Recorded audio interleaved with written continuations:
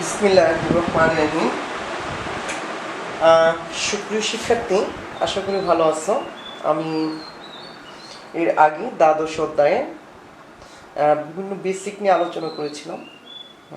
সেখানে আমি প্রায় তোমার তাড়িৎ-চুম্বক তরঙ্গ, তাড়িৎ-চুম্বক, তারপর হচ্ছে তোমার সলিনয়েড, তারপর হচ্ছে তড়িতের উপর চুম্বক ক্রিয়া, এই বিষয়গুলো নিয়ে আলোচনা করেছি।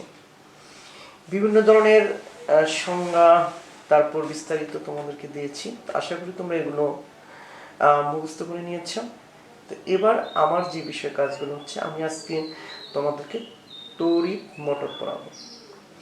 তোমরা সামনে দেখতে পাচ্ছ যে আমি সাধারণত একটা বিভিন্ন কাগজপত্র ব্যবহার করে একটা তড়িৎ মোটর তৈরি করেছি। এটা দিয়ে আশা করি মোটামুটি দেখি তোমাদেরকে বোঝানোর চেষ্টা করব, তোমরা বুঝতে পারছো কিনা। তো আমরা এখন যে বিষয়টি যাব, যে তোমরা আমার হাতে লক্ষ্য করো একটা মোটর। এই যে মোটরটা, এই মোটরের সাথে দেখো একটা বাল্ব। এই মোটরটাকে যদি আমি ঘুরাই, তাহলে তোমরা লক্ষ্য করে যে জ্বলতেছে। দ্যাট মিনস এটা জেনারেটরের কাজ করতেছে। এই যে দেখো জেনারেটরের কাজ করতেছে, কিভাবে জ্বলতেছে। ঠিক তদ্রূপ যদি এবার আমি যদি মোটরের কাজ করতে চাই, শিক্ষার্থী আগেই বলি, জেনারেটর হচ্ছে মোটরের উল্টো। জেনারেটর মোটরের হচ্ছে উল্টো বিষয়। তোমরা একটু লক্ষ্য করো যে আমি এবার মোটরের কাজ করবো। আমার হাতে একটা ব্যাটারি আছে, তড়িৎ কোষ। এই ব্যাটারি দিয়ে আমি মোটরটি ঘোরাবো। দেখো, তাহলে আমরা এই যে নিয়েছি, আমি একটু দেখাই তোমাদেরকে।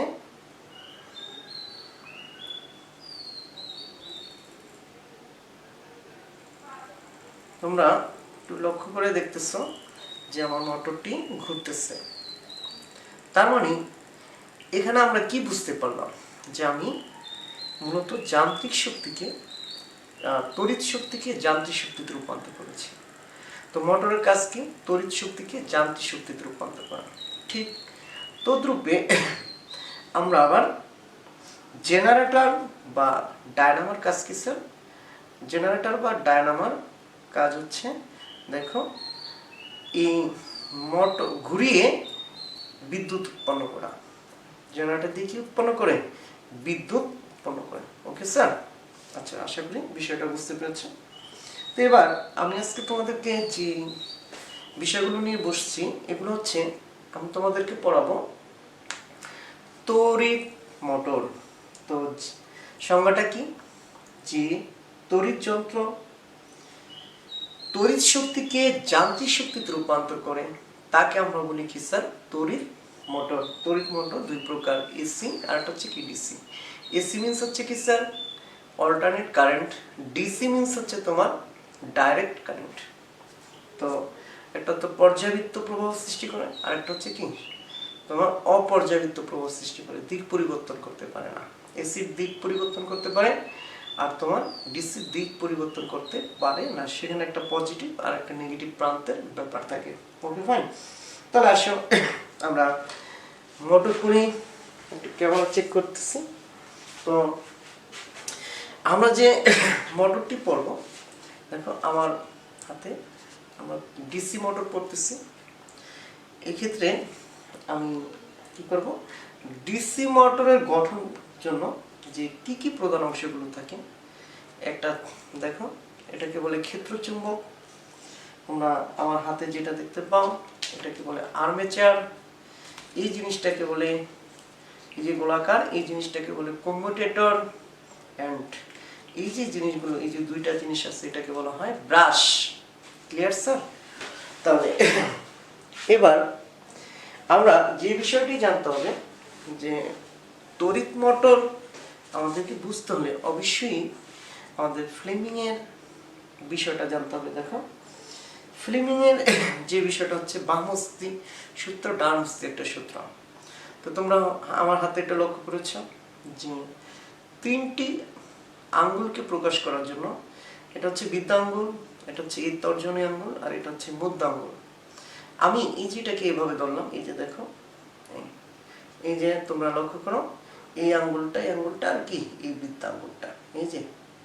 তাহলে এই যে বৃদ্ধাঙ্গুলকে বলবো ফাদার, এটাকে বলবো মাদার, এটাকে বলবো চাইল্ড। ফাদার মানে ফিল্ড, ফোর্স, আর হচ্ছে ম্যাগনেটিক ফিল্ড, কালো অংশ দিয়ে প্রকাশ করেছি, অ্যান্ড লাল অংশ দিয়ে বলতেছি কারেন্ট, প্রবাহ। ওকে স্যার, তাহলে এবার এটা একটু দেখো, খেয়াল করো, যে আমরা জানি যে ক্ষেত্র চুম্বকের ক্ষেত্রে নর্থ থেকে সাউথের দিকে তড়িৎ চুম্বক বলরেখাগুলো গমন করে। এবার ফ্যারাডের সূত্র থেকে পড়েছি যে কোনো স্থায়ী চুম্বকের কাছে যদি একটা অস্থায়ী ক্ষেত্রকে যদি আমরা কি আসা নাও করি, আপ ডাউন করি, তাহলে এখানে একটা কি আবিষ্ট তড়িৎচালক শক্তি সৃষ্টি হয়। তাহলে আমরা যদি এই আর্মেচারটাকে এই ক্ষেত্র চুম্বকের মাঝে ঘুরাইতে পারি, তাহলে এই ক্ষেত্রে এটা ঘুরবে। এমনকি সে কি, আমি বলেছি ডিসি জেনারেটরের উল্টো হচ্ছে ডিসি মোটর, এসি জেনারেটরের উল্টো হচ্ছে এসি মোটর। দ্যাট মিনস এই যে আমি যদি তড়িৎ মোটর ডিসি মোটর পড়তেছি, আমার ডিসি জেনারেটর কিন্তু পড়া হয়ে যেতেছে, যে আমি তোমাদেরকে দেখিয়েছি যে বিষয়টা কি উল্টো। ঘুরলে, এই যে ঘুরলে কি ইলেকট্রিক প্রবাহ সৃষ্টি হয়, আর কি দেখো যে ইলেকট্রিক, আর আবার এখানে বিদ্যুৎ প্রবাহ দিলে যান্ত্রিক শক্তি হিসেবে এটা কি করে কাজ করে। ওকে স্যার, কেমন? তাহলে আমি এবার পরিচয় যাচ্ছি যে আমরা প্রথম ক্ষেত্র চুম্বক, এই লেখাগুলো তোমরা লিখবে। লেখো যে ইউ আকৃতির স্থায়ী বা তড়িৎ চুম্বক এই যন্ত্রের চুম্বকের কাজ করে। ইউ আকৃতিক, এরকম ইউ আকৃতিক থাকবে স্যার, দিস ইজ কি ইউ আকৃতিক, বিষয়টা ইউ আকৃতিক থাকবে। ওকে ফাইন, কেমন? আসো আর্মেচার হচ্ছে এরকম একটি কাঁচা লোহার মজ্জার উপর অন্তরিত তামার তার, এই যে তামার তার দেখো, এই তামার তার দিয়ে জোড়ায়া এরকম একটা ক্ষেত্র, আয়তক্ষেত্র তৈরি করে, এটার নাম হচ্ছে কি স্যার আর্মেচার। এবার হচ্ছে কমিউটেটর, দেখো এই যে কমিউটেটর হচ্ছে শক্ত তামার কতগুলো দণ্ড, এরকম দণ্ড দিয়া, খণ্ড দিয়া, কতগুলো তামার খণ্ড দিয়া অব্রপাতের দ্বারা পরস্পরকে অন্তরিত করব। অব্রপাত দিয়ে অন্তরিত করতে হবে, দুইটাকে অন্তরিত করে এই কম্পিউটারটা কি করবে তৈরি করব। এবার হচ্ছে ব্রাশ, দেখো কার্বনের তৈরি অথবা তামার তৈরি কি থাকবে, ব্রাশ তৈরি করা হবে। এবার এই আর্মেচারের, দেখো এই যে আর্মেচারের দুই প্রান্ত এই কমিউটেটরের দুই প্রান্তের সাথে কি করছি, সংযুক্ত করেছি। ক্লিয়ার? তাহলে আসো, তারপর কমিউটেটরের দুই প্রান্তের সাথে আমি এটাকে কি করলাম, সংযুক্ত করলাম। এরপর এই ব্রাশে দেখো এই পজিটিভ প্রান্ত আমার হচ্ছে কি নেগেটিভ, পজিটিভ আর নেগেটিভের সাথে আমি এখানে পজিটিভ প্রান্ত দিলাম, এটা হচ্ছে পজিটিভ, এটা হচ্ছে কি নেগেটিভ। তাহলে আসো এই পজিটিভ নেগেটিভ প্রান্ত আমি দিলাম, এদিকে দাও, তড়িৎ বলরেখাগুলো ওদিকে প্রবেশ করতেছে, তাহলে পজিটিভ হচ্ছে কি স্যার নেগেটিভ। এবার পজিটিভ প্রান্তের সাথে এই কমিউটেটর সংযুক্ত করি ব্রাশ দিয়ে, আর এটা সংযুক্ত করি।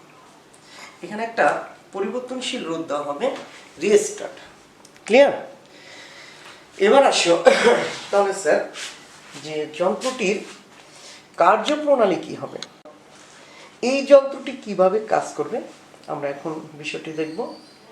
ফ্লেমিং এর বামহস্তের সূত্র আমরা দেখেছি যে বৃদ্ধাঙ্গুল ফোর্স, বল কাজ করে, আর তোমার যে তর্জনী আঙ্গুলটি, এই আঙ্গুলটি তোমার কাজ করে কি স্যার ম্যাগনেটিক ফোর্স, অ্যান্ড তোমার আমরা দেখতেছি যে মধ্য আঙ্গুলটি এটা করে ইলেকট্রিক কারেন্ট, এটাকে বলা হয় ফ্লেমিং এর বামহস্তি সূত্র। ওকে, তো ডিয়ার স্টুডেন্ট, তাহলে আমরা এবার কার্যপ্রণালীতে চলে যাই। যে কার্যপ্রণালী দেখো কি হবে। তো কার্যপ্রণালী আমি দিয়েছি, আমরা পজিটিভের সাথে যখন নেগেটিভ, আমি এটাকে প্রকাশ করার জন্য দেখো এই যে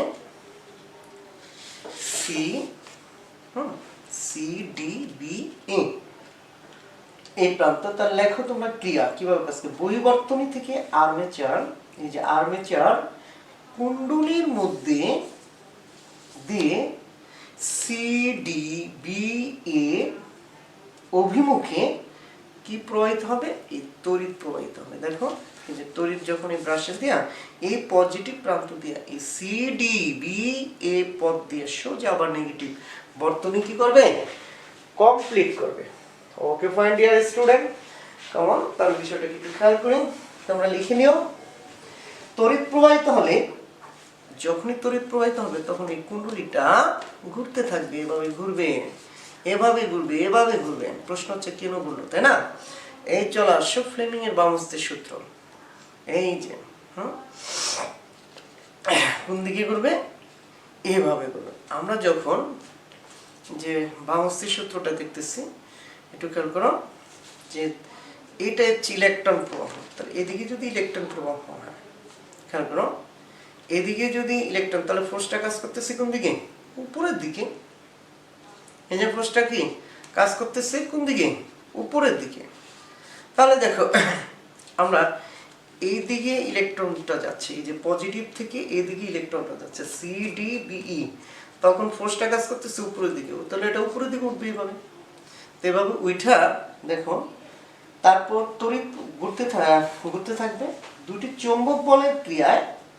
এই দুইটা চৌম্বক বলের ক্রিয়ায়, এই একটা চৌম্বক বলের ক্রিয়ায় উদ্ভূত দণ্ডের জন্য কুণ্ডলী ঘূর্ণায়ন, এরকম ঘূর্ণায়ন কি উৎপন্ন করবে। ওকে স্যার, ঘূর্ণায়নের অভিমুখ কি হবে, ফ্লেমিং এর এই বামহস্তের মতো হবে। এই যে দেখো, এই যে দিকে, এই যে আমি দেখি, এই যে কি এটা কি লাল অংশ কি চাইল্ড, তাহলে দেখো তো চাইল্ড, এই যে দেখো এই যে ইলেকট্রন প্রবাহ কোন দিকে, এই যে এটা ইলেকট্রন প্রবাহ দেখিয়েছিলাম ক্লাসে তোমাদেরকে, এই যে তাহলে ইলেকট্রন যদি প্রবাহিত হয়, তাহলে এইদিকে যদি ইলেকট্রন প্রবাহিত হয়, তাহলে ফোর্সটা কাজ করতেছে কোন দিকে স্যার, উপরের দিকে। তখন এটা কি করবে, তাহলে দেখো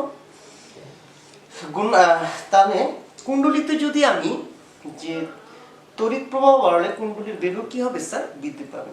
এবার যখন কুণ্ডলী ঘুরবে তখন দেখো, তখন কিন্তু অল্প পরিমাণ কি হবে, তড়িৎ চালক শক্তি আবিষ্ট হবে। কারণ কার, ফ্যারাডের সূত্র থেকে জানি।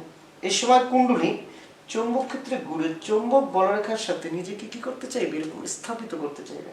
কারণ কুণ্ডলীর ঘূর্ণায়নের সাথে সাথে এই কমিউটারটাও কি করবে, ঘুরবে। এই কমিউটার, তো কমিউটারটা যখন ঘুরবে তখন ব্রাশটা তো এখানে থাকবে, তো এই অংশটা ফাঁকা না স্যার, এই যে ফাঁকা অংশ না, এই অংশ কখন কি তখন কি বিদ্যুৎ হবে, সংযোগ বিচ্ছিন্ন হয়ে যাবে না, তখন সংযোগ বিচ্ছিন্ন হবে। এবং দেখো এই এর সাথে এই যেটা কত 90 ডিগ্রি অ্যাঙ্গেল কাজ করে, 90 হচ্ছে cos 90 মান হচ্ছে 0, আমি তোমাদেরকে আগে সূত্রটি দেখেছিলাম। হ্যাঁ, এফ সমান, তাহলে এই এফ সমান সমান হচ্ছে কি বি, তারপর হচ্ছে ই cos থিটা, তারপর হচ্ছে তাহলে এই cos 90 ডিগ্রি মানে এই যে দেখো এটার সাথে এইটার অ্যাঙ্গেলটা কি 90 ডিগ্রি কাজ করতেছে, সেক্ষেত্রে এটার মান কি হবে স্যার, 0। আচ্ছা ওকে ফাইন, তাহলে আসো এবার কম্পিউটারটাও কি করবে, এরকম ঘুরতে থাকবে। খেয়াল করো, কুণ্ডলীর তল যখন উলম্ব অবস্থায় আসে, যে উলম্ব অবস্থায় আসে, হ্যাঁ, তখন কোনো দণ্ড ক্রিয়া করবে না, কোনো দণ্ডের কি এখানে কোনো প্রভাব থাকবে না, কারণ 90। কিন্তু গতির একটা জড়তা আছে না স্যার, গতি জড়তার কারণে সে আবার কি এভাবে ঘুরে আসবে, ঘুরতে থাকবে। কুণ্ডলীর এই অবস্থায় ব্রাশ এবং কমিউটারের মধ্যে স্থান কি হবে, ব্রাশ এবং কমিউটারের মধ্যে তাকে স্থান পরিবর্তন হয়ে গেছে, যে ব্রাশ এবং কমিউটারের কি হয়ে গেছে, স্থান পরিবর্তন আছে। ফলে কি এ বি, তারপর কি এ বি, তারপর কোন অবস্থা আসছে দেখো ডি সি, এই মুখে আবার কি তড়িৎ প্রবাহিত হয়। তাহলে আবার বামহস্তের সাথে কি, বামহস্তে যদি আসে দেখো এদিকে যদি তড়িৎ প্রবাহিত হয়, তাহলে এই যে দেখো তড়িৎ প্রবাহিত হলে কি বল কোন দিকে, উপরের দিকে। এইভাবে সে বারবার বারবার বারবার ঘুরতে থাকবে। এটাই হচ্ছে কি স্যার তড়িৎ মোটরের ক্রিয়া কৌশল। তাহলে আমার লেকচার থেকে সুন্দর করে শুনে তারপর বিষয়গুলো অবশ্যই লিখে ফেলবা, আর এভাবেই তারপর লিখবা। ওকে ফাইন স্যার, আল্লাহ হাফেজ। সুপ্রিয় শিক্ষার্থী, তোমরা যে চিত্রটি দেখতে পাচ্ছ তা হচ্ছে তড়িৎ মোটর। আমরা মোটর সম্পর্কিত জানব। তো এর আগে আমি তোমাদেরকে বিভিন্নভাবে এক্সপেরিমেন্ট সহকারে বিষয়টি দেখিয়েছি। একটু লক্ষ্য করে দেখো যে আমি যা দেখিয়েছি ঠিক সেরকমই অনুরূপ বিষয়টা